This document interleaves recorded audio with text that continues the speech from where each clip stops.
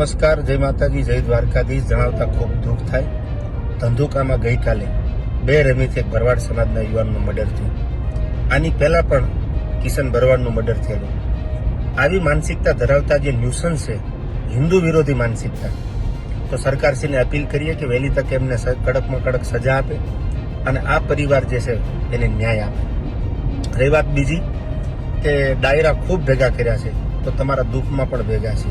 ભરવાડ સમાજ જ્યારે પણ હકલ કરે ત્યારે એમના બધાય પરિસ્થિતિમાં ઊભા રહેવાની પૂરી તૈયારી છે. ખુલ્લે આવીને ઊભી રહેવાની તૈયારી છે. ત્યારે દ્વારકાધીશને પ્રાર્થના કરી જે પરિવાર ઉપર દુઃખ પડ્યું છે એને મજબૂત બનાવે, એને આ દુઃખનો સામનો કરવાની ક્ષમતા અને શક્તિ આપે. અને સરકારને ફરી અપીલ કરીએ, કાયદો અને વ્યવસ્થા સાથે એને ન્યાય આપે એવી આપણી બધાની માંગ છે. અને હિન્દુ વિરોધી જે માનસિકતા ધરાવે છે અને વહેલી તકે જો ડામવામાં નહીં આવે તો આજ આ ભરવાડ સમાજ, કાલ કોઈ બીજો સમાજ, કાલ કોઈ ત્રીજો સમાજ, આ બધા હિન્દુ ઉપર જ્યારે આવા ઘા થાય છે ત્યારે આ 5મી ઘટના છે હું જાણું છું ત્યાં સુધી, તો વહેલી તકે આનો કંઈક રસ્તો નીકળે એવી સરકારશ્રીને આપણા બધાની અપીલ છે. અને જ્યાં જરૂર પડે ત્યાં હૃદયથી, તન, મન અને ધનથી ભરવાડ સમાજ સાથે છીએ. જય સિયારામ, જય દ્વારકાધીશ.